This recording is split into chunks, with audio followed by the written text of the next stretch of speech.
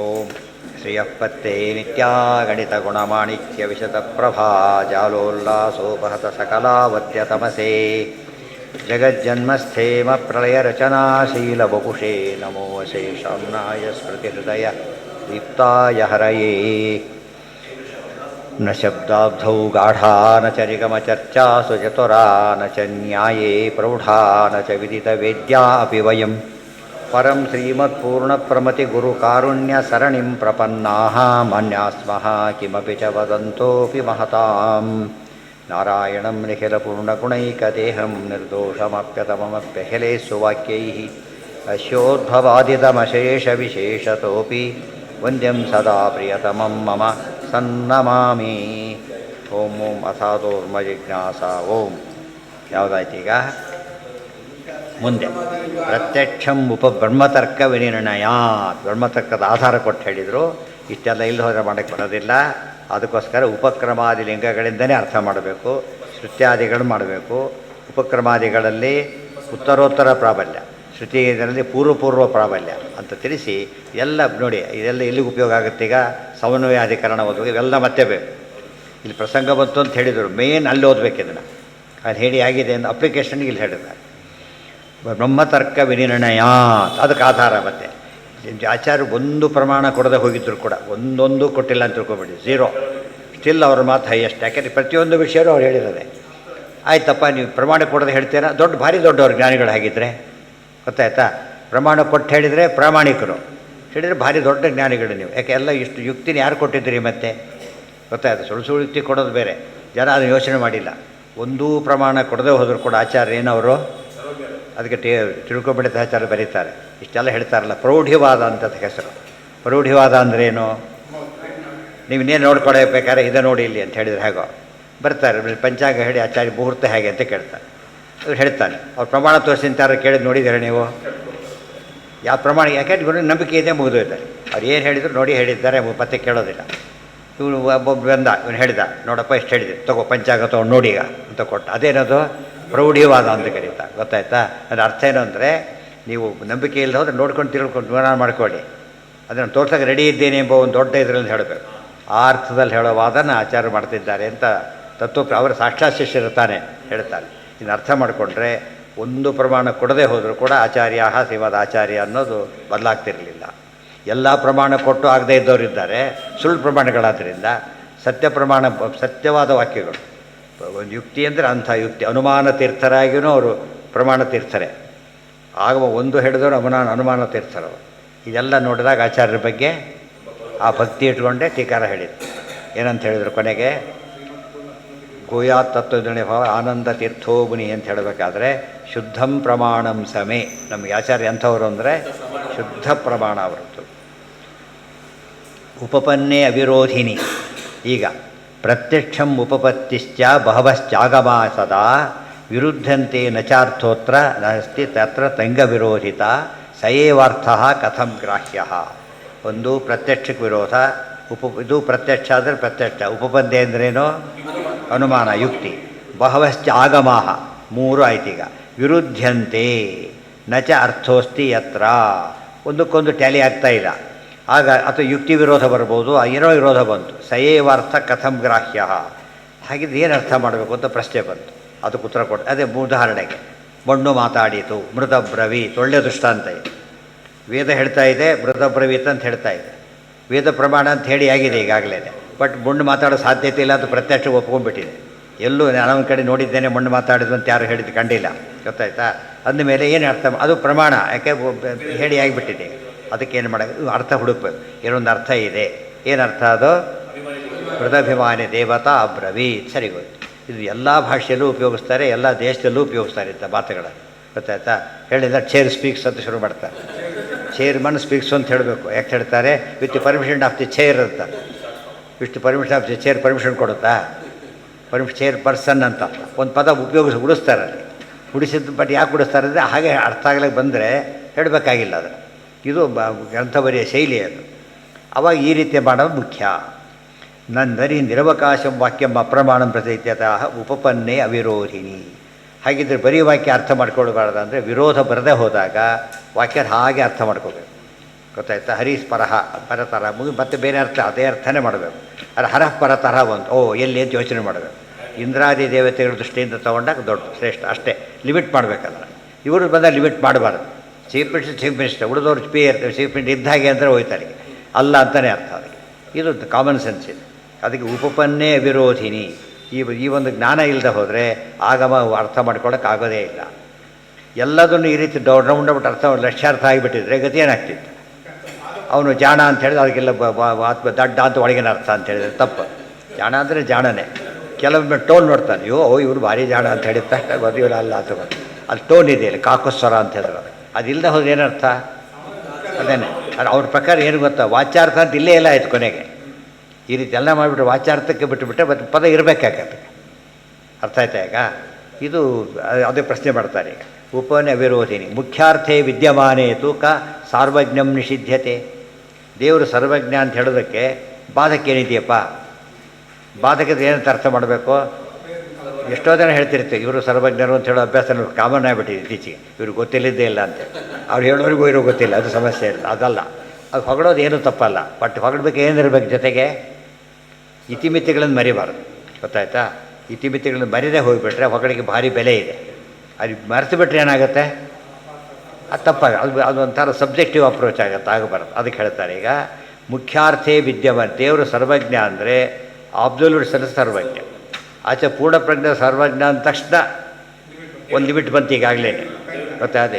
ಗುಣ ನಾಮ ಜಗತ್ ಪ್ರಸಿದ್ಧ. ಅಲ್ಲಿ ಜಗತ್ ಅಪ್ರಸಿದ್ಧ ಕೂಡ ದೇವರಲ್ಲಿದೆ, ಇವರಲ್ಲಿ ಹಾಗಿಲ್ಲ. ಸ್ವಲ್ಪ ಗೌಣಾರ್ಥ ಮಾಡಬೇಕು.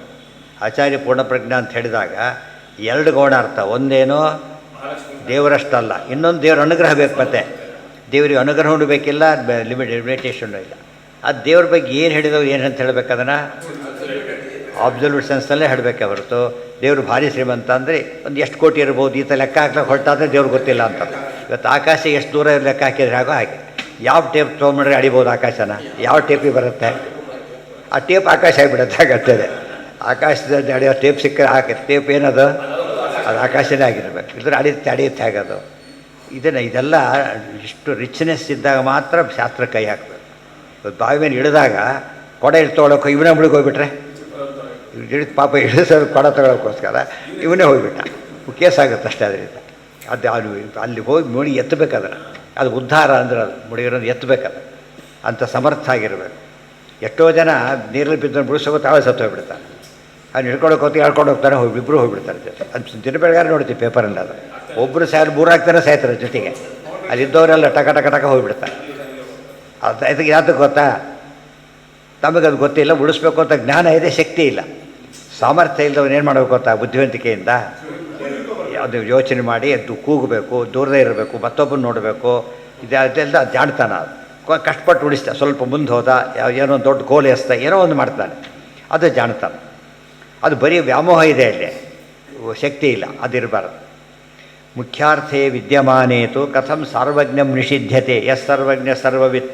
ಏನು ಸಮಸ್ಯೆ ಇದೆ ಹೇಳಿ ನಿನಗೀಗ? ಸರ್ವನೂ ಇದೆ, ತಿಳ್ಕೊಂಡು ದೇವರು ಇದ್ದಾನೆ, ಏನು ಸಮಸ್ಯೆ ಇದೆ ನಿನಗೀಗ? ಸರ್ವ ಇಲ್ಲ ಅಂತ ಯಾಕೆ ಹೇಳ್ತೀನಿ ನೀನೀಗ? ಅವನಿದ್ದಾನೆ ಅಂದಮೇಲೆ ಅವನಿಲ್ಲ. ಸರ್ವಜ್ಞ ಇದ್ದಾನೆ ಸರ್ವ ಇರಬಾರ್ದು ಅರ್ಥನಾ?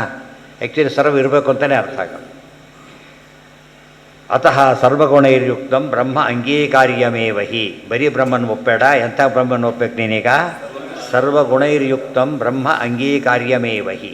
ಅಥಾತೋ ಬ್ರಹ್ಮ ಜಿಜ್ಞಾಸ ಇದೆಯಲ್ಲ, ಇಡೀ ಬ್ರಹ್ಮಸೂತ್ರ ಅದರ ಅರ್ಥ. ಪ್ರತಿಯೊಂದು ಅದಕ್ಕೆ ಅಪ್ಲೈ ಮಾಡ್ಕೋಬೇಕು. ದೇರ್ಫೋರ್ ದೇವರಿದ್ದಾನೆ, ತಿಳ್ಕೋಬೇಕು ಅವನನ್ನು. ಗುಣಗಳೇ ಇಲ್ಲ, ಜಿಜ್ಞಾಸೆ ಮಾಡೋದು ಏನು ಬಂತು? ಜಿಜ್ಞಾಸೆ ಮಾಡೋದು ಯಾವಾಗ?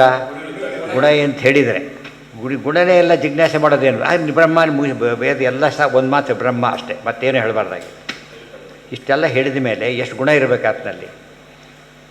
ಅತಃ ಸರ್ವಗುಣೈರ್ಯುಕ್ತಂ ಬ್ರಹ್ಮ ಅಂಗೀಕಾರ್ಯಮೇವ ಹಿ. ಬ್ರಹ್ಮ ಅಂಗೀಕಾರ್ಯ ಅಂತ ಅಷ್ಟೇ ಹೇಳಿಬಿಟ್ಟಿದ್ರೆ ನಾವು ಒಪ್ಪಿದ್ದೇನಲ್ಲ ಅಂತ ಹೇಳ್ತಾನೆ. ಅದು ಇಂಥ ಬ್ರಹ್ಮನ ಒಪ್ಪಬೇಕು ನೀನೀಗ. ಅರ್ಥ ಆಯ್ತಾ? ಸರ್ವಗುಣೈರ್ಯುಕ್ತಂ ನತು ನಿರ್ಗುಣಂ ಅಂತ ಸೇರಿಸ್ಬೇಕಲ್ಲಿ. ಅಪಲಾಪೋಪಿ ಸರ್ವಸ್ಯ ನ ಕಥಂಚನ ಯುಜ್ಯತೆ. ಸರ್ವ ಇಲ್ಲ ಅಂತ ಹೇಳಕ್ಕೆ ಹೋಗ್ತೀಯಲ್ಲ, ಎಂದೂ ಆ ಮಾತಾಡಬಾರ್ದು. ಯಾಕೆ? ಅನುಭವ ಸಿದ್ಧವಾದ್ದು. ಮೂರು ಪ್ರಮಾಣದಿಂದ ದೇವರಿದ್ದಾನೆ ಅಂತ ಹಾಗೆ ಸಿದ್ಧವಾಗಿದೆಯೋ, ಜಗತ್ತಿದೆ ಅಂತಲೂ ಸಿದ್ಧವಾಗಿದೆ. ಎರಡೂ ನಿತ್ಯ ಪದಾರ್ಥಗಳೇ.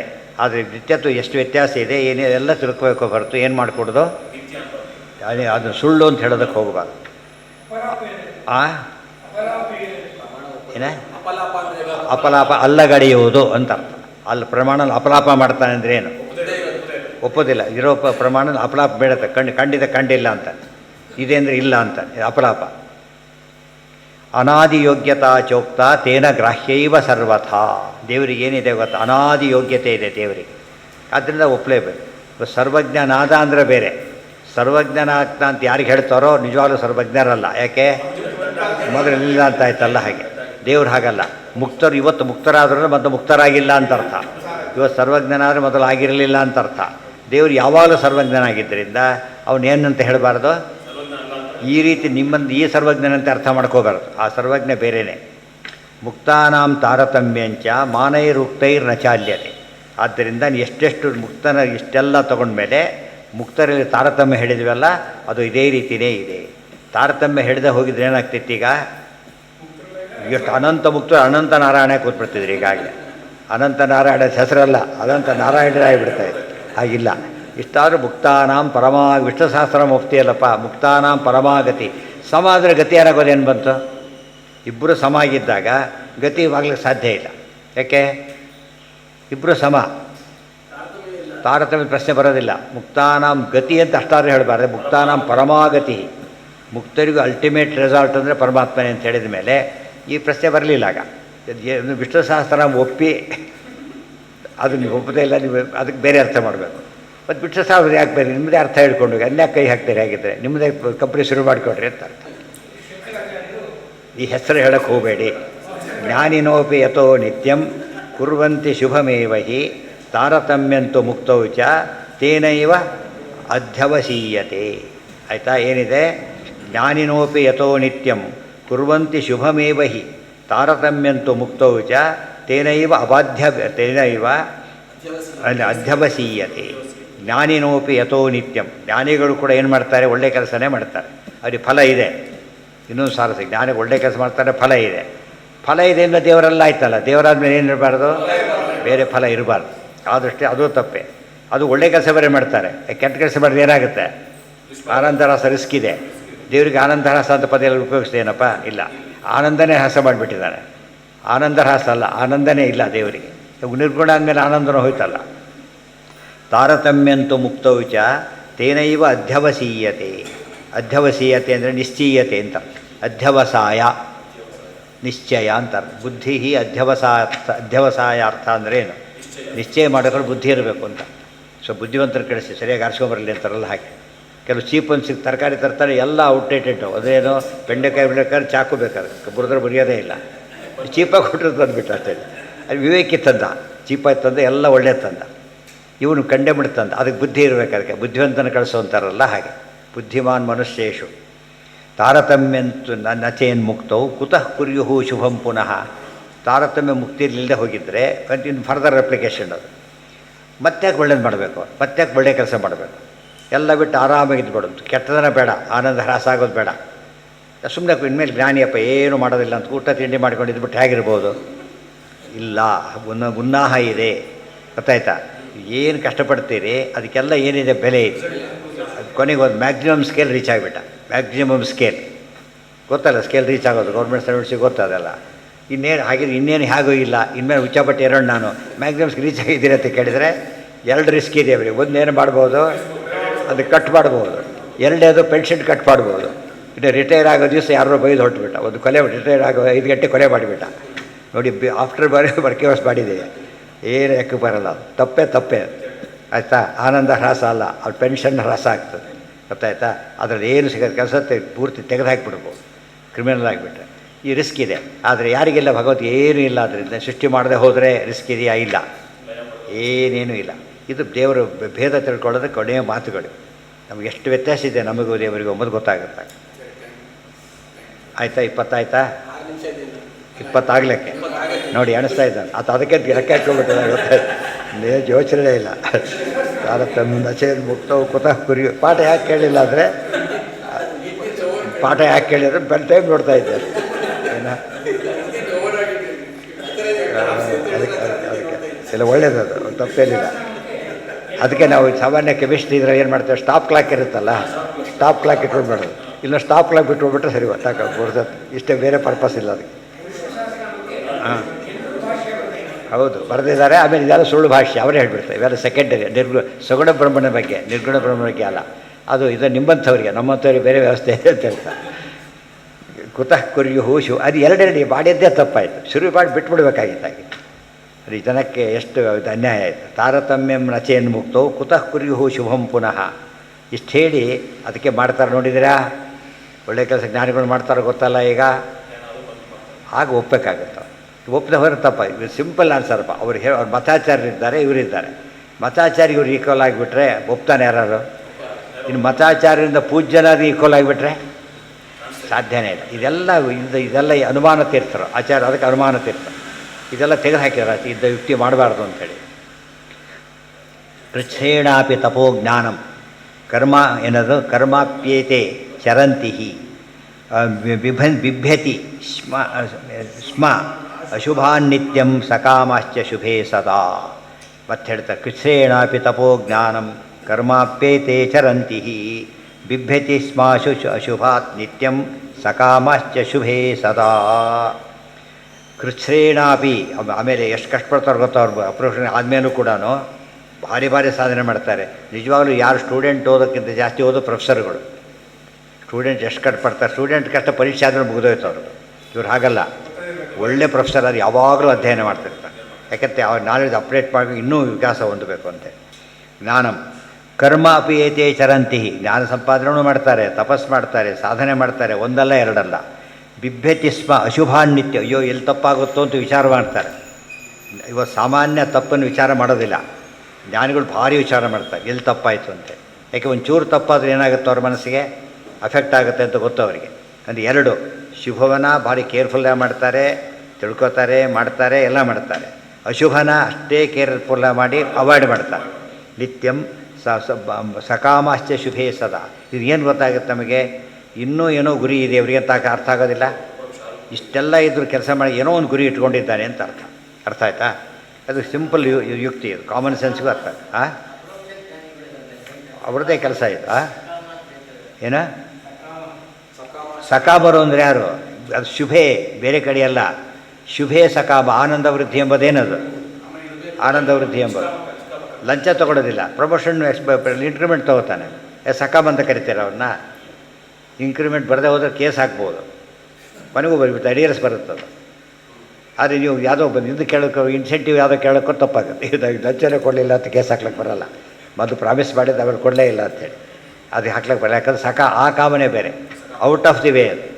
ಇದರಲ್ಲಿ ಏನು ಆಚಾರ ಒಂದು ಮಾತು ಹೇಳ್ತಾರೆ, ರುದ್ರಾದಿ ದೇವತೆಗಳು ಪದವಿಗೋಸ್ಕರ ತಪಸ್ಸು ಮಾಡ್ತಾರಲ್ಲ, ಸಕಾಮ ಅಂತ ಕರಿಬಾರ್ದು ಅಂತ ಹೇಳ್ತಾರೆ. ಅರ್ಥ ಆಯ್ತಾ?